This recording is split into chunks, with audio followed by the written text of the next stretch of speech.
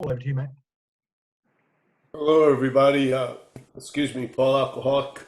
And again, this mostly the reflections of this members uh, on the steps and the way of life of recovery is rooted in the exact nature of the wrong. So everything else, the steps, there's no dispute with the principles and the steps and the service and the recovery and the unity. And there's no dispute about the exact nature of the wrong because it's, in a way, in the big book of AA, it's not very clear.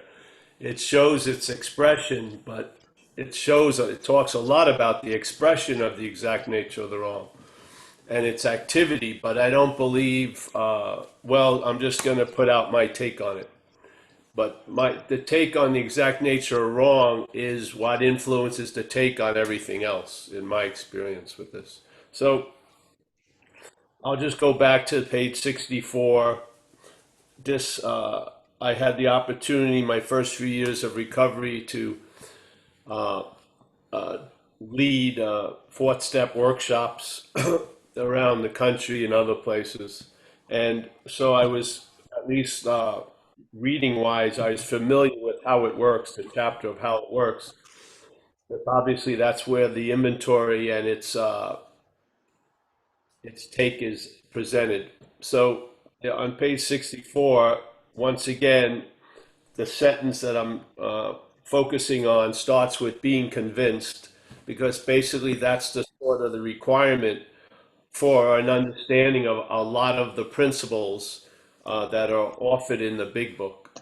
There's got to be a level of being convinced, or let's say a willingness to be convinced of these things that are explained after that. And in this sense, being convinced that self manifested in various ways is what has defeated us. What was had defeated us, has defeated us, and will defeat us. Really. So, so it says being convinced that self manifested in various ways is what has defeated us. So the sentence separates us from self, and that self, in somehow or form called manifestations, is defeating us in our own lives. And this was quite obvious to me. And then it's followed up with any life run on self will, all this stuff is all circling around this dilemma of something that isn't me has defeated me, seemingly as me. This is the trip to me, to me. So I feel, and it happened very early on in recovery. I started to get hints because I remember I went to a lot of meetings like we usually do in the beginning, and I sat there and I felt very terminally unique. I was really encased in the cocoon of alcoholism, this sense of incredible specialness and separateness and isolation, really, to the point where I really believed, without any investigation, that the thoughts were mine. No one had the thoughts I had. No one had the feelings I had. And no one had done exactly what I did in response to those thoughts and feelings or as reactions to them. And I sat there and I listened to people to the best of my ability, and that ability grew as I sat there. And I heard sooner or later people share their feelings, their thoughts, and what they did. And it was obvious to me that I could only come to two conclusions. How did these people get my thoughts and my feelings and my behavioral patterns? And if they're and how could they, for them to be mine, they would have to be singular and special and unique. But it seems like everyone in this room is thinking the same way, feels the same way in a sense, and has done the same basic shit that I did. So I came to the conclusion they can't be my thoughts. I must be listening to the same radio station the other person listening to.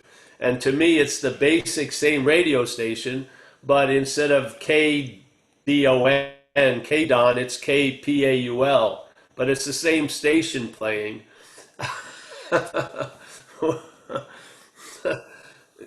adorned with a flagship name of Paul or David or Mike, but basically it's the same thought system and the same reactionary system and the same. Basically, we demonstrate very similar behavioral patterns while under the influence of this outside force. Yeah, that was helpful. So it's hard to see that it's outside because it seems to appear inside. It resides in the mind, and the problem really talks to us as us, in my feeling. And it was quite convincing. Now, if it was you talking in my head, I wouldn't have fucking followed it for a minute.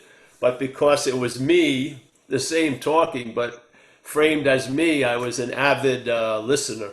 So so Bill W., knowing it or not knowing it, in my view, separated us from the problem, that we are not the disease. Yet how this disease works is it talks to us as us. So I would say the exact nature of the wrong is that whatever we're relying on, the thoughts, the interpretation of life from self-centeredness, the memories, the perceptions, they're all in the act of being identified as self, as an image, as an idea, to the point where when I came in, they said, hey, brother, you got to be willing to save your ass instead of your face.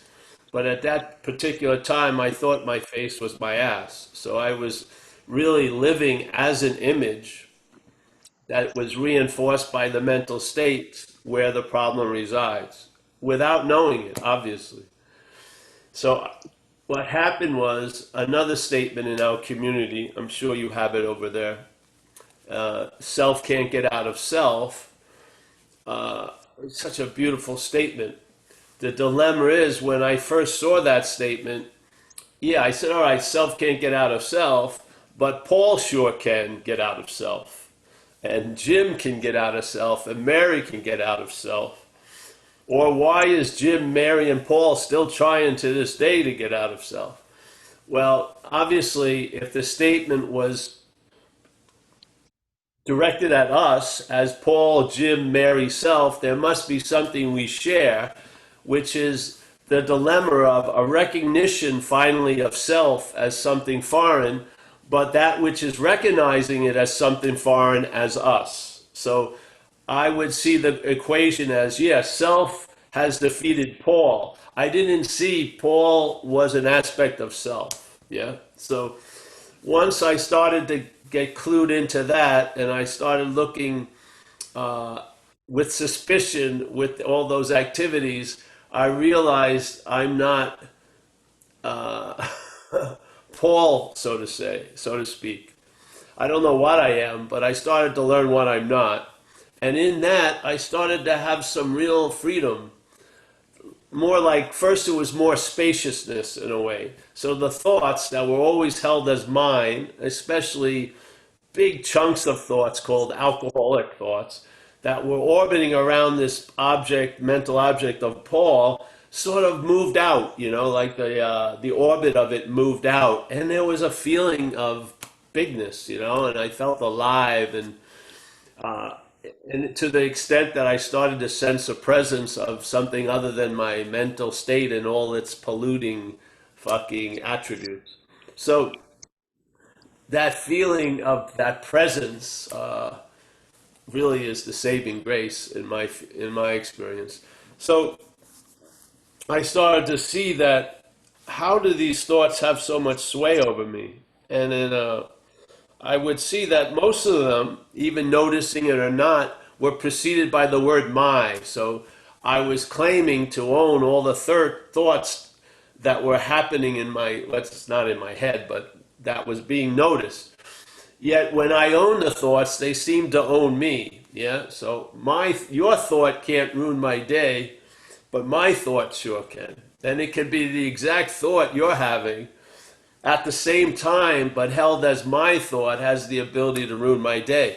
And that just blew my mind. I said, what's going on here? So uh, from that point on, I've been sober now 30 something years, 32 years.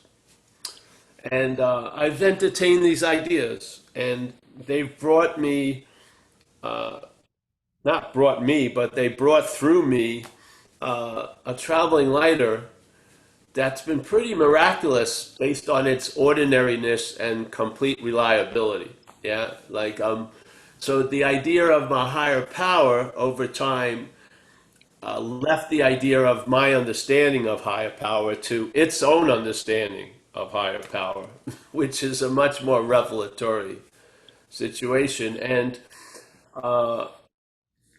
the idea of surrender was very sense felt because I had surrendered many times in life. I had to surrender very begrudgingly 10 months in a hospital bed after I was run over twice by the same car in one night. I've surrendered to the authorities quite a lot. I've surrendered to women. I've surrendered to drugs and alcohol. Yet, those surrenders, the surrenders of all those conditions, really didn't bring the greatest results in a way. The best results were in the hospital, but I guess, I mean, it would have been unbearable not to come to terms with being laid up for so long, a day at a time. But when I came into AA, the idea of surrender was so ripe because I had just spent 2 years in a drug and alcohol program. I had graduated 10 months before I ended up in AA. And in those 2 years, those people at that program ran my life 24/7. And my life looked a lot better with them running it than it ever did with me running it. And I came to the conclusion I could turn over my life to most of the people in these squares, not every one of you, but most of you, and you would do a better job with my life than I do. So I had a very suspicious idea of my managerial quality. And so I was really into the surrender worked for me and immediately launched into the working steps. And at first, my first inventory, I didn't see my role in things, so it didn't really produce much of a result. It made me feel better and a part of AA because I had finally done something, but I didn't get the first real wave of recovery, which is seeing my role in things. And then I went to a Joe and Charlie seminar in Sacramento, California, by myself. I didn't know anyone there. There was about 600 people who were very excited about recovery. It was really quite contagious. And when they described the fourth step, it was two old guys in America. All their information is on the internet, I think, Joe and Charlie. Well, when they described the fourth step, I sort of got the fourth column. I saw my role in things to an extent that I had never had. It wasn't much, but it was enough to produce a sense of juice into the inventory. So I went back to my motel room and I did an inventory right there and then. And from then on,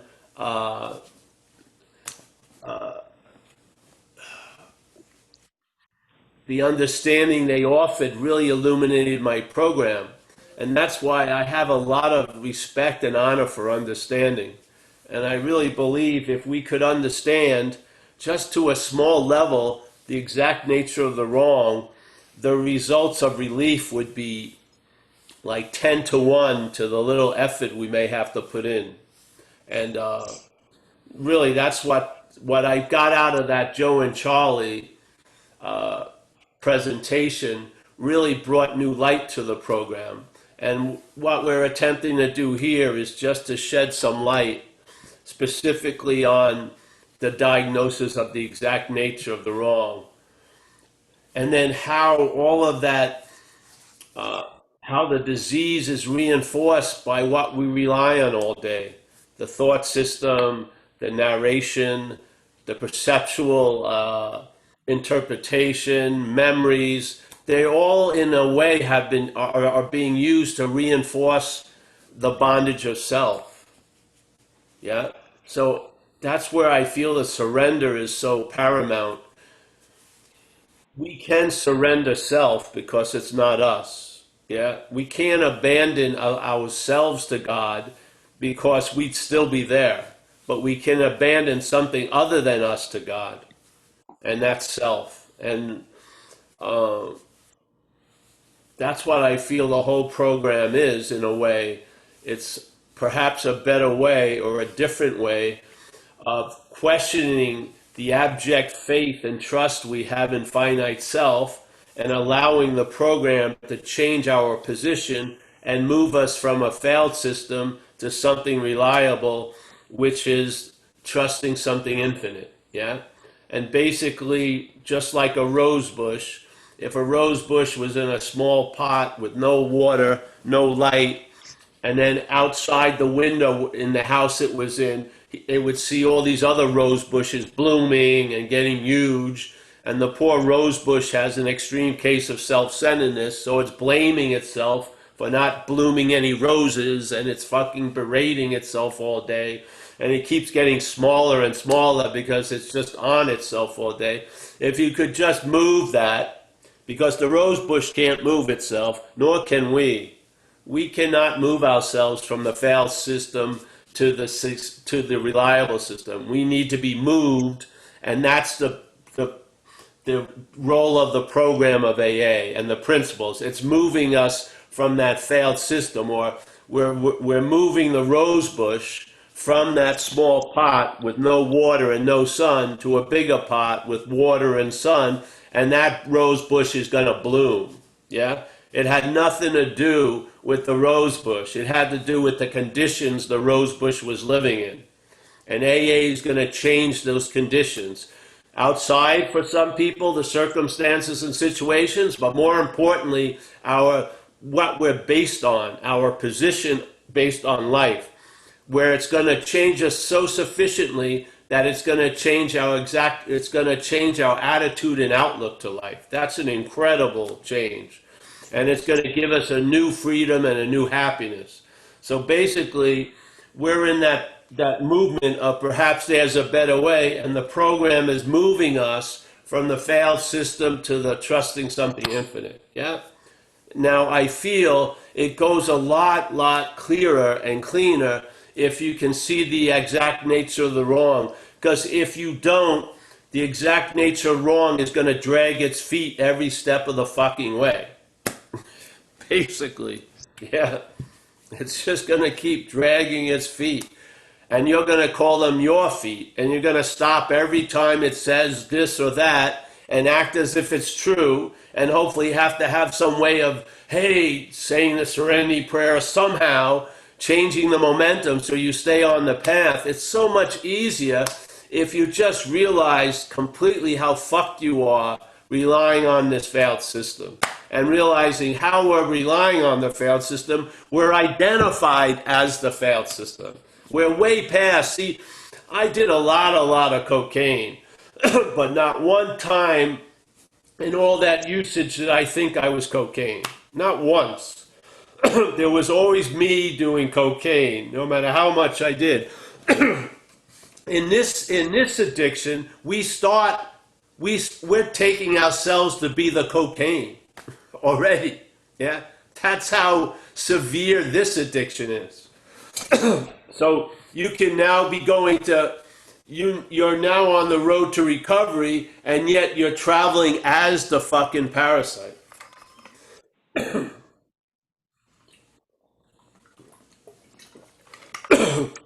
So this is just excuse me. This just illuminated the whole thing for me. That's all I can say. Or why would I sit here in freaking Northern California talking to people in England, you know? I mean, something, I see that there's no difference in the basic position we've been living under. None. None. We all shared the subservient position from being placed under the tyranny of alcoholism. Yeah? We've all been in that position, and we know what it's like to live under that tyranny.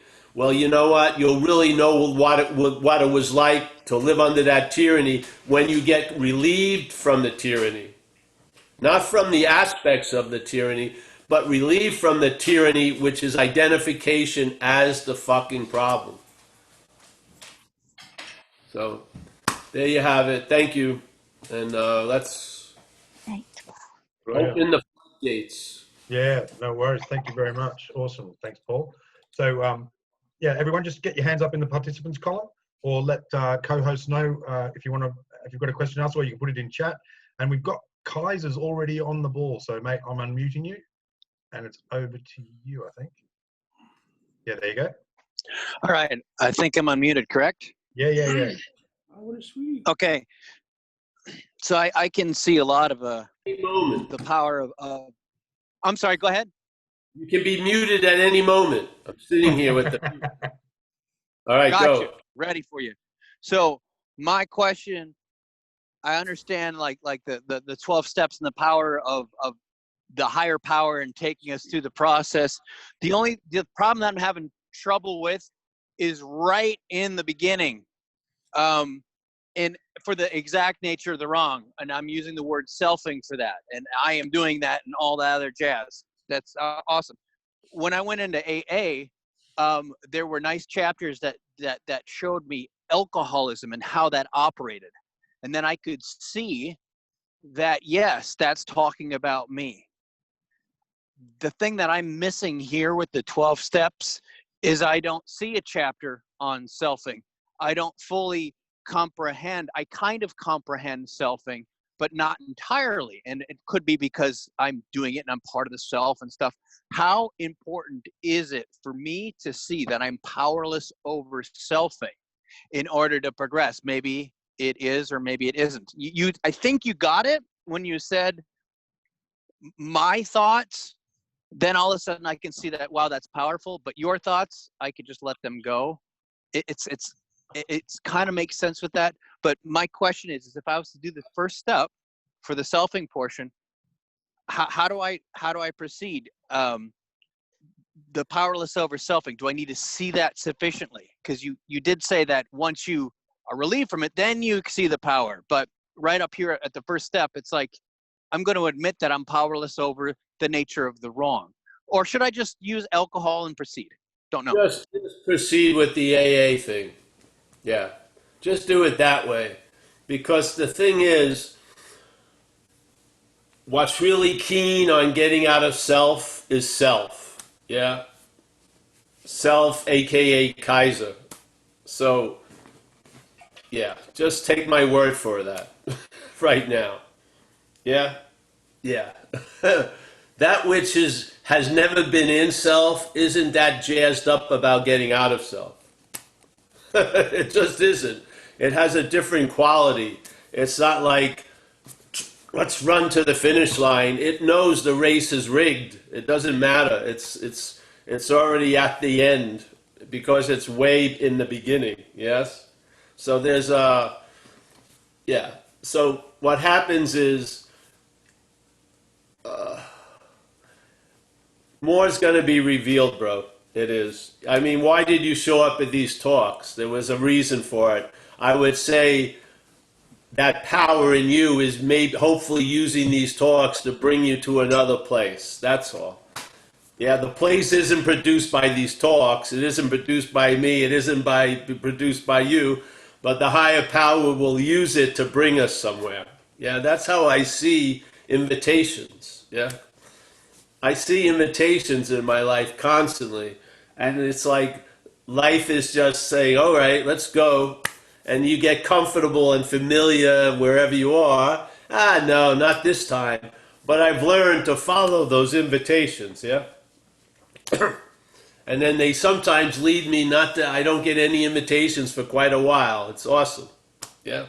And I did a lot of inventories in the beginning so that I don't have to do inventories now. That wasn't the plan, but you're going to outgrow the conditions that demand a life of vigilance and doing inventories all fucking day. You're going to outgrow it. You are. That's the point. Yeah. The greatest I love having tools, but I love when I don't need to use them. Yeah, that's the greatest. That's the greatest aspect of having a tool is having also the possibility of putting it down. Yeah, and then everyone will go, but. Yeah, I'm tired of that fucking boogeyman. Yeah. If I'm off, something will tell me I'm off. Yeah, I don't need to, and I definitely know it ain't gonna be the head because what's off ain't gonna tell me I'm off. That's no fucking way. So after time, you recognize, see the costume, yes, the wardrobe of the selfing is finite. It can't put it. You recognize it in about 4 or 5 of its costumes. You'll see it every one of its other costumes. Yeah, you'll just recognize it. That's all. That's all I can say. Have faith in the process. Yeah, not have faith in you doing the process till it's dead, but have faith in the process. Yeah, have faith in mind, big mind, not mental process, but in mind. Have faith. The faith is there. It's up for grabs. Yeah, that's what the program's doing. It's sort of it's moving the faith that we have in the finite self and bringing it to having faith in the infinite. And then your rosebush will bloom. And the whole event will be better for you and for others. Yeah? That's what happens. This is a reclamation job. Yeah? This is a recycling outfit. Yeah? But the garbage has to be willing to be recycled, basically. Yeah? And then what you thought had no value, there'll be so many hidden gems that will be put to use. And you'll realize after about 5 of its stories as being bogus, you'll see all of its stories are bogus. Yeah, they're always bogus. It's always false evidence compounding false evidence. Yeah? The false evidence of you as self is the basis of all receiving of all other false evidence. Yeah? I mean, how is the false evidence going to, comb the rest of the evidence to see what's false or true? Yeah? It's the system. It's not what's coming into the system. It's systemic, like they say with every other fucking problem in this world. It's all systemic. Yeah? It's the format. It's the programming. Yeah? Our behavior is based on the position where we're residing. It says in the fear inventory, he says, hey, why are we in so much fear today? Isn't it because self-reliance has failed you? There's the failed position, reliance on self. That's it. Yeah? Now, if everything is contingent or based on that, why become a master of all the everythings and not be the master of that? Yeah? If you see the exact nature of the false evidence is the one who's taking in the false evidence. The idea of being Paul is the basis of false evidence. If you see that, you'll have eyes to see a lot of other shit. Yeah? That's how it goes. Change the basis, change the foundation, and then the house can be built solidly. Yeah? Without that, and I'm saying, just as my own experience and observation, we're in the act of being identified with that idea that's where the alcoholism lands on. It lands on the idea of self and then amplifies it. Yeah. Instead of having a stock version of just being obsessed with self, now you're extremely obsessed with self. Yeah? And in a way, it's great because that which would have gone unnoticed gets noticed. Yeah? And then you can come to some conclusions that a lot of people never even address, which is any life run on self-will can hardly be a success. Very few people go there in normal everyday living. Most of us had to get dragged there. There's no virtue in AA, it's fucking pragmatism. We didn't come here out of virtue. There was nothing else to do. So we begrudgingly finally admitted all the facts in our life. The fact of my life was any life run on self-will is not going to be successful. That was the fact. I was in denial of that fact for quite a while, and what it did, it promoted more defeat. That's what happened. So now I'm in alignment with that fact. The fact was the same. Now I have fit myself around the circumstances instead of trying to fit them around me. Yeah? The circumstances is I'm powerless over alcohol and drugs, and I'm not managerial quality. That's the way it goes. So surrender isn't something I think I'll surrender maybe at the end of the summer, and no, it's a necessity because it's a failed system I'm relying on. Yeah. I can't get out of it myself. I've got to call in like the higher power to drop me a line so I can drag myself out of there. Yeah. It's the ship's going down. The funny thing is it's already sunk. We're underwater now. So perhaps there's a better way. Yes, there is. Exact nature of the wrong. Is it fear? No, it's self-reliance. Yeah? What level of self-reliance? What would be the highest form of reliance on self? Being identified as self. You can't be more relied on something than taking yourself to be it. I don't see how that's the highest form of reliance. Yeah? So self-reliance has failed us. That's what provokes all the anxiety and all the fear that we run into all day. You want relief from fear? Get relief from self-reliance. Yeah? If you keep getting relief from fear, you're going to have to become a master because you're going to keep projecting things to be fearful of. Yes? Yeah? I mean, really, it's like, all right, you've learned how to clean up the shit from your yard so good that you get to use the yard for an hour or two.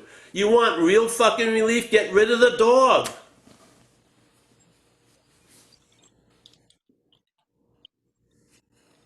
All right, yeah, that's it. Brilliant. Oh, thanks very much. Cheers, Kaiser. Awesome. So, Bob C, how are you, mate? Yeah, I'm Bob. I'm an alcoholic, Hey, man. and I'm really glad to be sober today, like I am every day in my sobriety.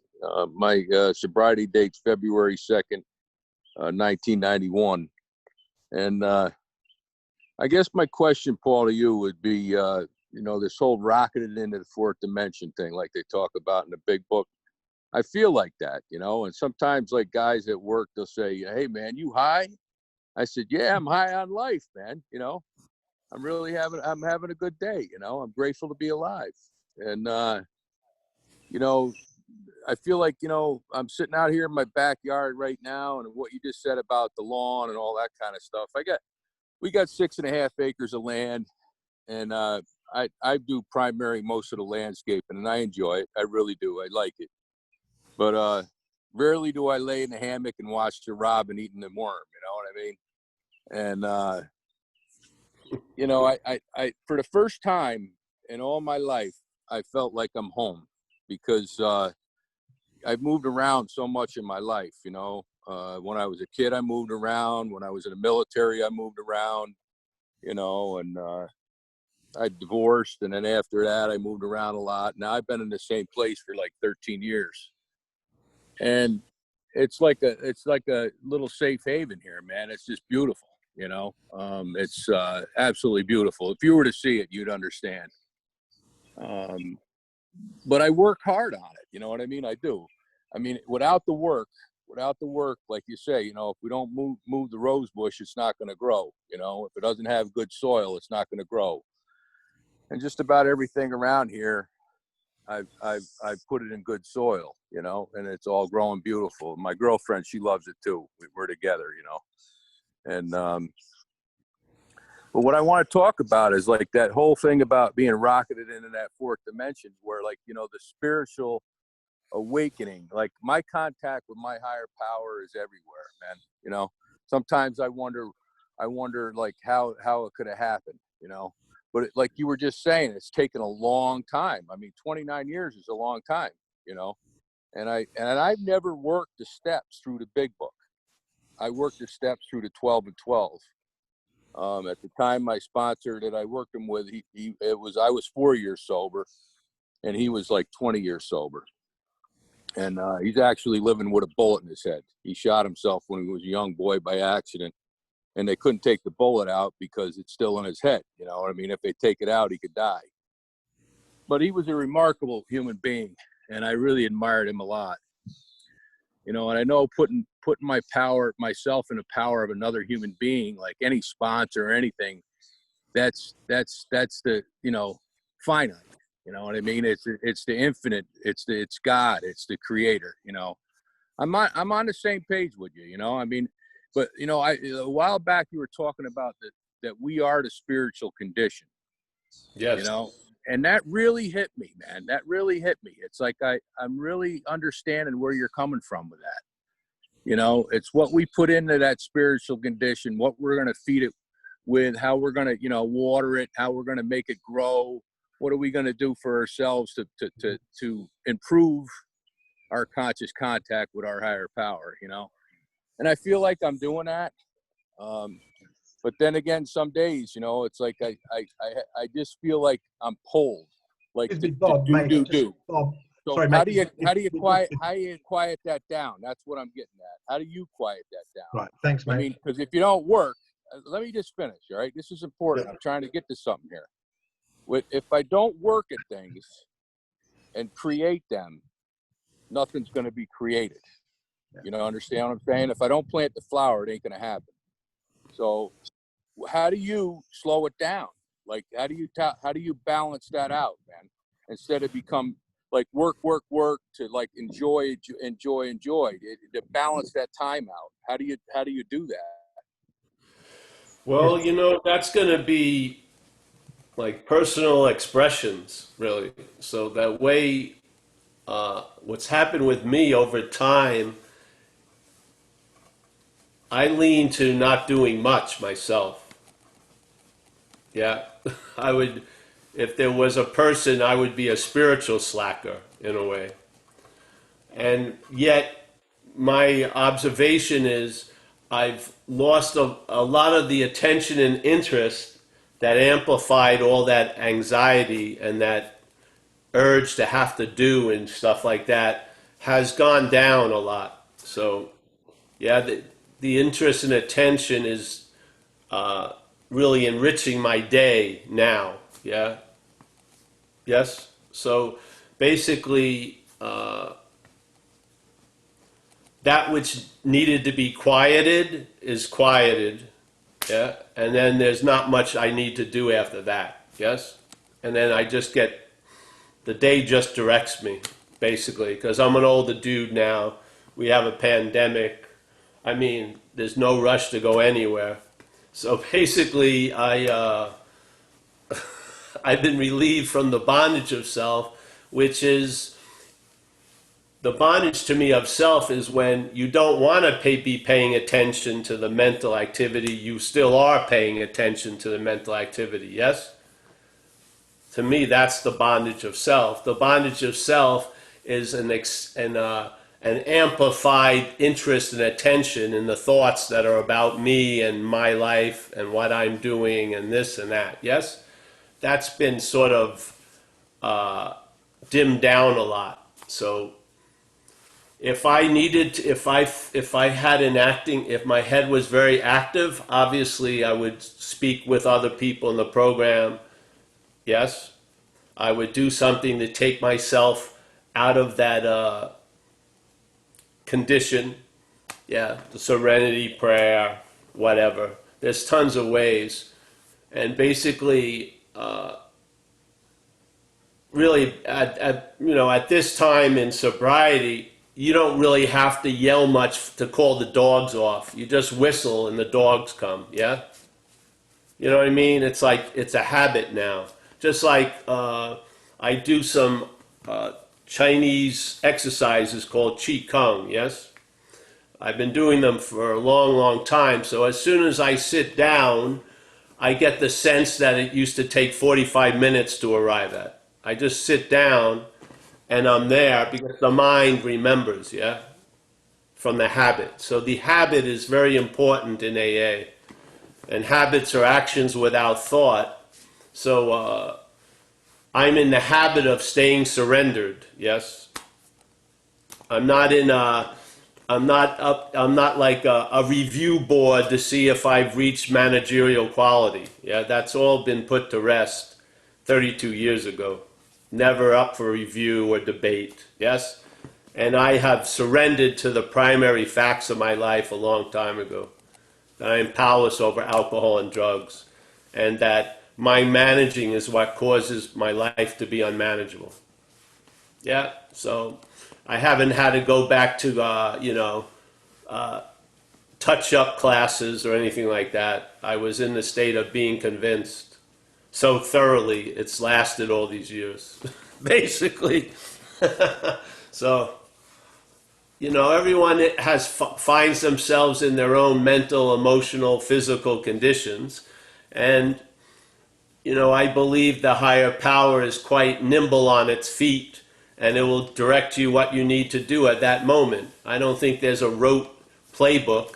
There's God rails, G-O-D rails, but the maneuvers on the road are going to be unique. Yeah, I don't think you can choreograph a dance routine to get out of things. You just know how to you know how to do it, so to speak. Yeah.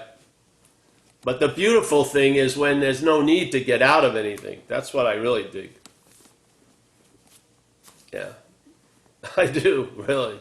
I mean, as an observation, I never get gypped. I'm here completely. Yeah, sleeping, awake. Yeah, I feel like we're all awake, but some of us, it can seem like that's not true, and for some of us, it seems like it's true. But the fact is, we are spirit. I don't believe we have a spiritual condition, on a very low degree of all the other supremer conditions, like mental and physical and outside circumstances. I think the only condition is spiritual, to tell you the truth.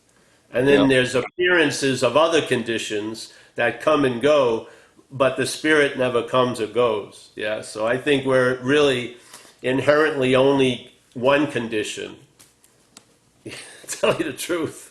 So, and that one condition allows you to outshine circumstances and situations. It does. Not as Paul, but in spite of Paul, really. Yeah, it's never as Paul. It's usually in spite of Paul. So, yeah. All right. Thanks, Bob. Thanks, Paul. Thanks, Bob. Dave, our old mate Dave's back. How you going, mate? Cool. Thanks, David, and good to hear you again, Paul. So I've got an observation and a question, right? So when you were talking really about the voice in your head and believing that is you, so like when I first come into AA, I was obviously I used to constantly it used to constantly be proven to me that my perception or my perception of reality was wrong. Or what I used to think, I'll give you an example, sort of thing. I'd convince myself that my daughter or something was angry with me about something. And I'd feel really bad about it. I better be nice. She's really cross with me now about this, and all this. And I'd be thinking that what I better do to make things right, and all this kind of carry on, right. And then it would be shown to me that she didn't give a shit at all. You know what I mean? That didn't give a shit, couldn't whatsoever. Didn't care at all, right? And those sort of examples, time and again, right? And I was sitting at an AA meeting, and someone shared an AA meeting, and they said something like, "The trouble with me." This is what someone else sharing, like, which I overheard at an AA meeting, and he said something along the lines of, "The trouble with me is, one half of my head lies to me and the other half believes it," right? And I thought, I get that. I get that. I get that my head will say she's pissed off with me and it's not true. And then it'll take me from a whole fucking torture chamber or of its own sort of, you know what I mean? And Yeah. you know, I would buy into this bullshit, you know. And but then what? So then and the reason I'm mentioning that, that anecdote is because when you were talking tonight, you know, actually it came to me that, you know, who's lying to me? It's the parasite. That's it. The parasite, and that really, you know, people say this is a really pernicious illness, and that's how pernicious the actual is, using your own voice to lie to you. And, Yes. and that's what you were saying, and I really get that now, because, you know, if you hear a voice in your head, of course it's Paul's voice, isn't it? That's me talking. Do you know what I mean? So you're going to buy into it, aren't you? You're going to believe it because it's your own voice. Like you say, if I tell you a load pack of rubbish, you're going to question it. But if you hear it in your own head, we're almost like programmed as humans to believe what's in our own head, aren't we? Yes. And that's Yes. and that's it. That is, and I get that now. And that's, you know, the identification with that voice in the head. Yeah. That's what we're talking about, isn't it? It's the identification with believing the parasite is us. Is that the exact nature? Exactly. The exact nature of the wrong is that we're believing that the parasite and the parasite is using our voice to lie to us, and we're believing it's us. Yes. And that's the exact nature of the wrong. Yeah. Yes. Yeah. Because you're not going to get out of every thought, but you can see that you were never in the owner of the thoughts. Yeah. It doesn't take much investigation. Just what does it imply that a thought that just ruined Dave's day, held as Dave's, if it appeared as Dave's in my head, it wouldn't ruin my day. But if it appeared as Paul's, it could ruin my day. I mean, what does that imply? It implies something. Just follow the trail. Yeah, it leads to what's going on. So there's, and the idea is most of us are just reacting to the way we think other people are thinking of us, really. It's pure projection, right? So we're sitting there, I'm capturing the way Amelia's thinking of me, but they're just my thoughts about what Amelia's thinking. So I'm projecting tons of shit on people that have nothing to do with the shit I projected them on. Yeah, and then I'm thinking it's them. They're looking at me like I would look at them. So I'm very suspicious when they have no suspicious trait whatsoever in them. Yeah, but of course I'm projecting without knowing it. This is the dilemma. Just like that statement on page 53 in We Agnostics, it starts just like a lot of the requirements for the steps is being convinced. A lot of the requirements for the life of the parasite is without knowing it. That's the requirement. Without knowing it, a lot of shit happens. Yeah? What would happen if you just changed the beginning? I'll read that sentence again because it's about faith. The power of faith, not of faith, but faith. So it goes on bottom of page 53. It goes, without knowing it, had we not been brought to where we stood by a certain kind of faith. Yeah? So without knowing it. Then you go to page 64, being convinced. Being convinced is what happens. Hey, honey. It's a deaf lady comes to the house. Being convinced, right? And then there's the possibility. Without knowing it, then the parasite's possibility. Yeah? Yeah. The whole program recovery is based on being convinced. The whole program of the parasite is based on without knowing it. So the host, without knowing it, is being moved and used for transportation by the parasite.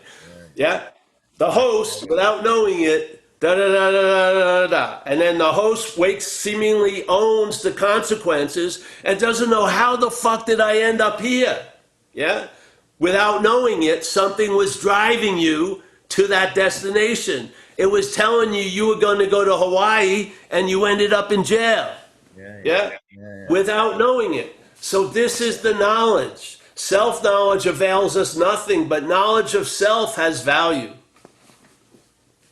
Knowledge of self has value because hopefully you'll see finally the activity that implies what you're not.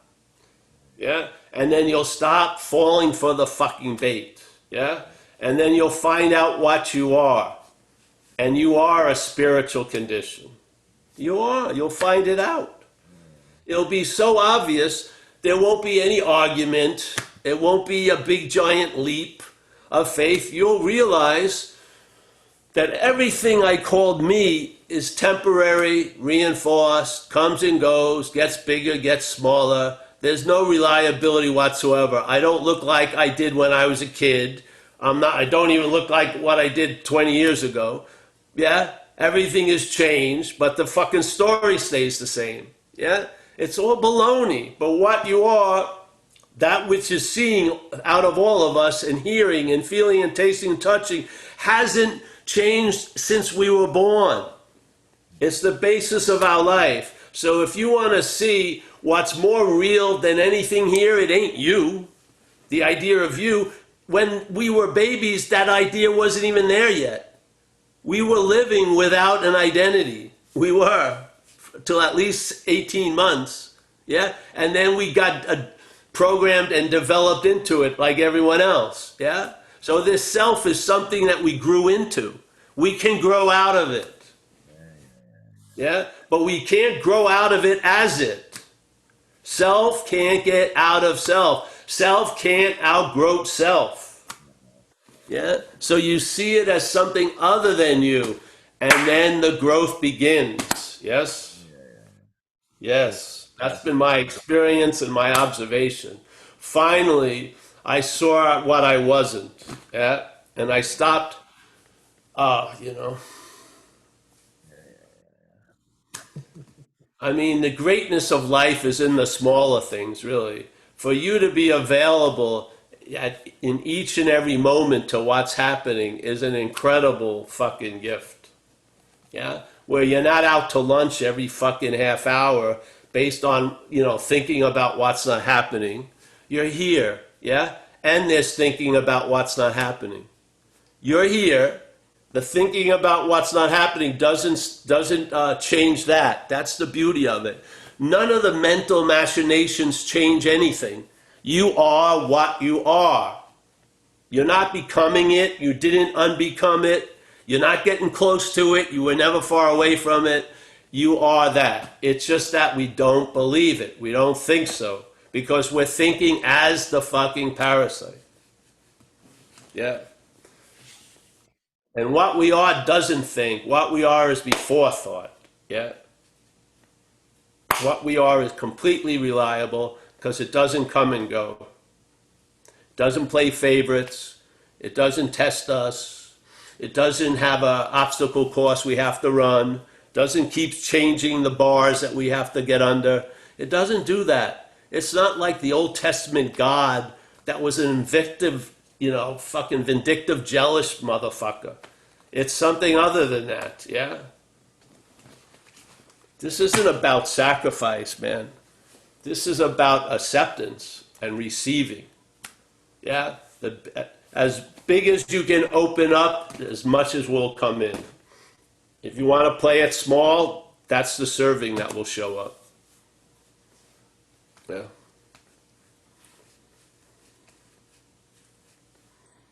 Thanks, Dave. It's great to see you there. Yeah. Amazing. Thank you very much, Dave. Wow.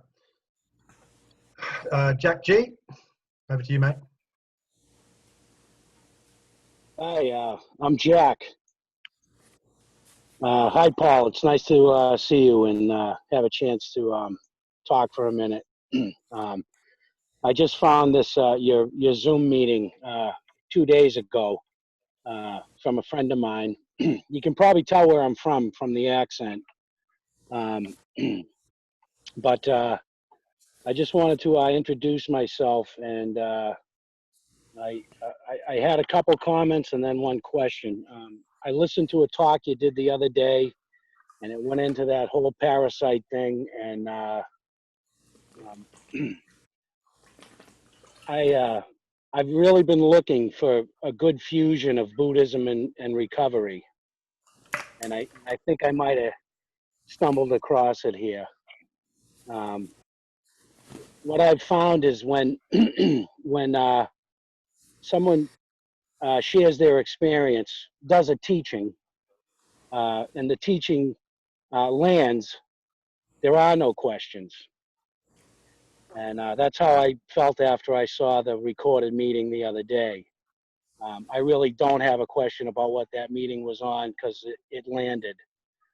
And anyway, the fusion of and what I believe you're coming from a Buddhist angle of no self and emptiness, and the fusion with the 12 steps of AA. I myself have found a lot of correlating things.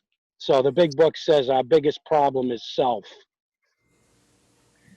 And then Buddhism turns around and says there is no self. And it's a wonderful thing. And that's I think what you were trying to express in the teaching the other day. At least that's what I heard. And I really appreciate that. But if you wanted to talk a little bit more about the no self or the what the parasite is, that would be great. And thank you very much. All right. Yes, you're welcome, Jack. Welcome too. Well, that's more for the Wednesday, Saturday meetings, but it's fine here too. So the idea of self in recovery, the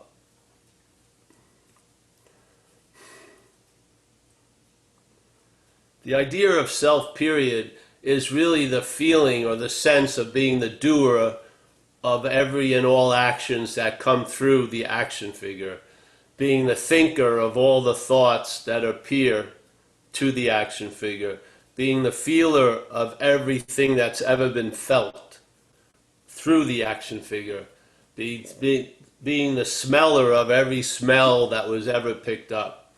Yeah, being the toucher of everything that's ever been sensed by feeling, by the grain of the wood and stuff like that. That sense of ownership, of being the one that has all the experiences that this life has offered over these years.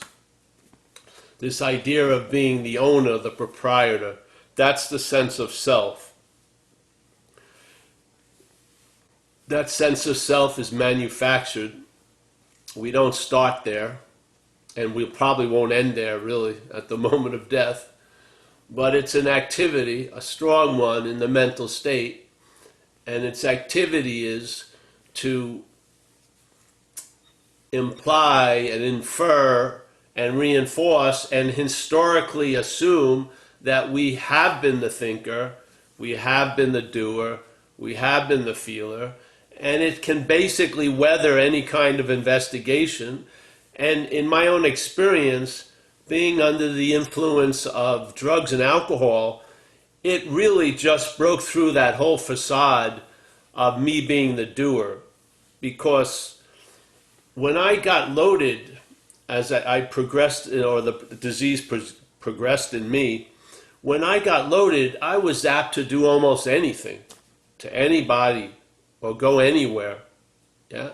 And some of the shit I did, I've never done since I've been sober. Yeah. And some of the shit I did, I truly don't get the sense that I was a doer of it, to tell you the truth. I believe I was taken over, and that which took me over was doing through me. And I was still being identified as the self. Whatever comes through must have come from me, yeah? Yet that was broken by my own observation of an active addict's life. It was fucking obvious that all the shit that was coming through me wasn't coming from me.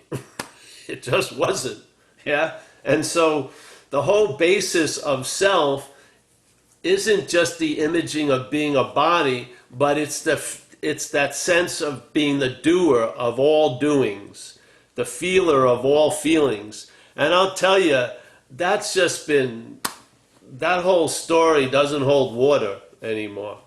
Yeah?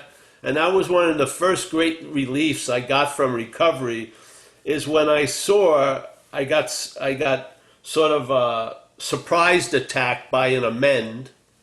I was sitting in a room trying to impress a new girlfriend with a couple other people in AA, and my friend's neighbor came in, and she walked up and she said, introduced, and she says, "Hey, Paul, do you remember me?" And I say, "No," and she says, "You owe me $500. So she was a lady who had moved into an apartment I had had in Santa Cruz, California, and I said she had to give a deposit to the landlord, but I was playing the landlord, and I took the $500 and spent it. And she had gained weight over the time, so I didn't recognize her. So she caught me and just basically pulled my spiritual pants down, and I owe her $500. So what happened is I didn't have any fearful or shameful reaction. I knew that I would have done to her, to anyone else, unless you could physically stop me out there, really. And so there was relief already from the sense of being the doer. Not the relief of avoiding amends, but actually I was willing and happy to make amends because I was accountable, but I wasn't responsible. Yeah? When I was taking myself to be responsible, the strategy from there was to avoid it at all fucking costs. I never want to see that person again, da da da. But now that I saw that I wasn't responsible, yet in this world I'm accountable, I was happy to fucking give her $500 in piecemeal. And every check I sent her a little note. You're only seeing this because I'm in the program of recovery. And basically that was the case. If I would have saw her while I was still using, I would have said, "Oh yeah, I'll get you to 500 and then avoid her for another 10 years. Yeah. So the whole idea of self as is represented by my in the English language. So, and I saw the difference between a resentment and my resentment, and a fear and my fear, and a thought and my thought, and a feeling and my feeling, and an action and my action. And I really saw the heaviness of yeah? I saw it. And to me, it was a slavery. Because there's going to be actions, and there's going to be thoughts, and there's going to be feelings, and there's going to be a lot of shit in this life. There's going to be circumstances. But the weight that's added to them all by my circumstances, my problem, my money, my health, my, that weight becomes somewhat unbearable, and it drives me to try to get fucking relief. And in the past, it drove me to drinking and using. That's what it did. The bondage of self was way before I ever drank. Way before. The drinking was a solution to the bondage of self. And that bondage of self is my. Maybe if you could just see that my is an add-on, that then maybe you could deal with problems where you'll avoid your problems. Maybe you'll be able to deal with circumstances where you're going to avoid your circumstances. Yeah. Maybe you'll find you can live life successfully when it's not your life. Yeah. That's what's happened with me. So the idea of self to me is a mental idea. It's a constricting system that ignores tons of possibilities. Yeah? And the point of being okay is pointless. It's the hope I will be okay. So all the conditions I'd like to be entertaining now are promised in the future if I only do certain things or do that, and it's a form of slavery. Yeah.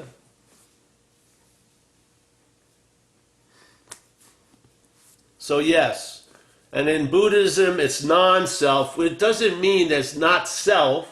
It just means there's no inherent, long-lasting, independent thing in a way. Yeah? And that's the whole... It doesn't say the bondage of alcohol or the bondage of drugs. It says the bondage of self. That's the dilemma. And so I believe the dilemma, its activity, its exact nature is an act of being identified as something that you're not. You are what you're looking for. You're taking yourself to be something else, yeah? That's now determining how everything is seen. And it's a false reference, and therefore false evidence appears real to it constantly. So yeah. Yeah. Just sit, if you want to do anything a little bit today, sit down and just really see, are you the doer? Look at a past behavior that was exhibited while you were under the influence and tell me that you were the doer of that. Yeah? So if the story is everything that ever has happened through you, you did, then if you see one or two examples that it wasn't you that did it, it blows the whole fucking story. Yeah? Look at like if you get sick, a virus takes you over, like the flu. You behave completely different. Your attitude and outlook is usually bleaker. Yeah? You feel like shit. You start thinking people are going to leave you because you're no good or whatever. Your whole you changes just by an activation of a virus. Can you imagine the parasite of alcoholism isn't changing you all day?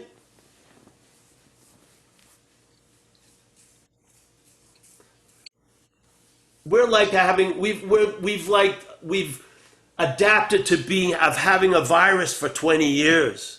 It's not like a 10-day flu. We've been infected with alcoholism for 20 years.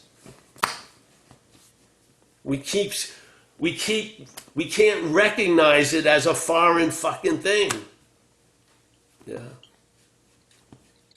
All right. Hey, we're gonna end soon, eh? That's it. Yeah, we're done. All That's right. it. So you want to say your goodbyes? It's such a pleasure. You don't understand how.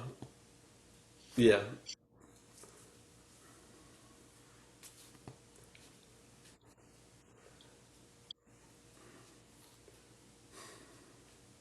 We're not trying to, there's no replacing the program. I've met a lot of Buddhists who try to replace AA with Buddhism and they're drunk Buddhists, yeah? AA is a perfect program for the action figure called Paul. Perfect. It's given everything that Paul seems to have. It gave it a way of life. It allowed it to do what was necessary, be of service and shit like that, to stay healthy and have a sense of well-being. It's done all of that and it continues to do that. But we are the light, yeah? We are the light. We can bring more light to illuminate the path of AA. And I think where there's light needed is at the exact nature of the wrong. I do. Yeah. I think a lot of times we think we know self from Paul, and Paul is an attribute of self.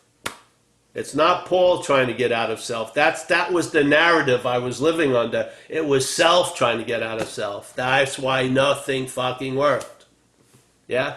Paul was a mistaken identity. It was self in disguise. It was sort of like the lion in sheep's clothing. Yes? I didn't realize it. So when it says a lion can get out of a lion, I go, oh, that's obvious. But I'm trying to get out of a lion as a sheep. Yeah? So I think I can get out of the lion. But I'm the lion the whole time.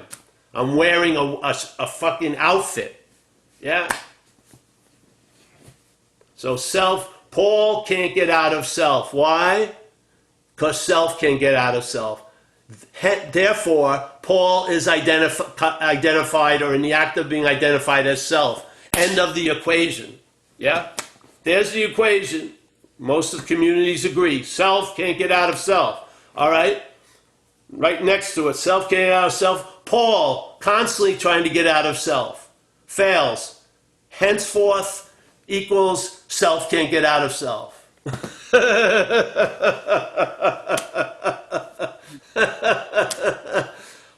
suddenly there's a realization, I'm not Paul. Yeah, hallelujah. Now you realize, yeah, self can't get out of self, and thank God I'm never in self in a weird way. Yeah? So maybe my solution is before bondage. Yeah? Maybe the solution is inherently available at all times with no requirement necessary to meet it. Just maybe it's not going to take any effort or thought to arrive at where you already are. We're just believing we're somewhere else. So if we stop believing we're someone else, what's going to happen? Are you going to find that you're somewhere else? No, you're going to find you're right here. You're on the money. Yes. Yeah. All right, that's it. Thank you. Brilliant. Dimitri, everybody, Kaiser, G, everyone, I'm so happy to have this opportunity to meet everyone. Michael, very nice to see you. Topher, so we got Sylvester Frazier. Nice to see you, Sylvester. We got Dimitri over there. Therese, yes, and Brett, Maggie. Let me say hello to the people here. A lot of people in anonymity, that's good.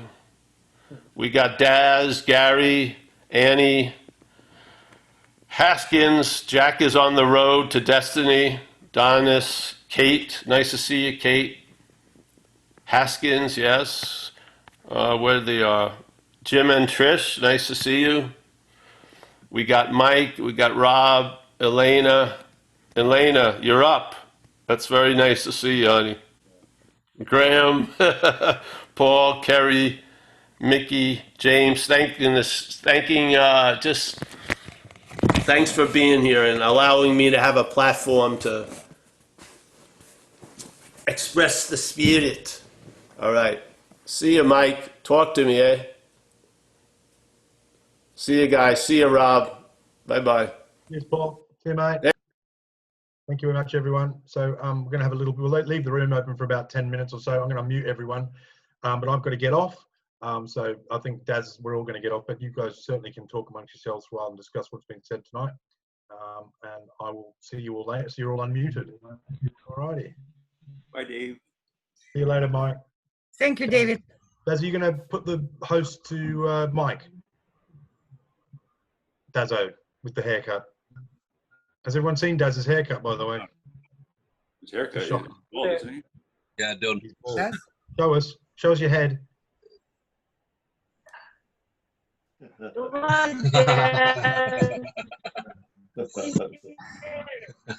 Tiny. I know. Wow. The fog's back. Ray Winston. Yeah, I'm the daddy now. All right. Do you want to make Mike the host, Daz? Yeah, I've done that. Yeah, we're going to head off to the 8 o'clock meeting now. So. Yeah. All right, Mike. Good to see you, mate. Will you send me that clip? I've sent you a request for the Dave L clip, if that's okay, mate. That was awesome. Thank you very much, everyone. See you, Elena. We're all. Thank you, See Dave. you later, Dennis. See you, Paul. See you, G. See you later, pal. See you. See ya. See you, Kaiser. Take it easy, dude.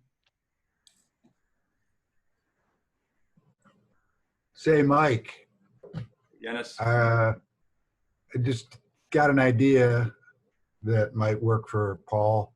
How about Zen bitch slap masks? Oh, yeah. Branded. Get him out there, yeah.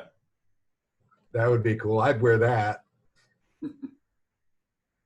Yeah, I guess that's the new advertising, huh? Yeah. Marketing. Yeah, I wonder how long they'll be around. Marketing self.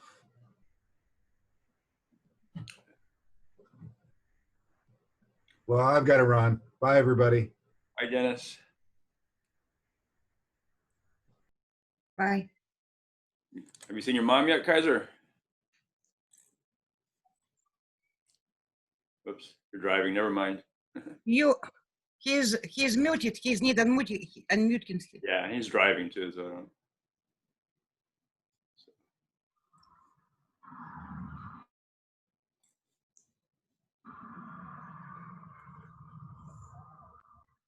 So it's hot over there, huh, Elena? Sorry? It's hot there today? Yeah.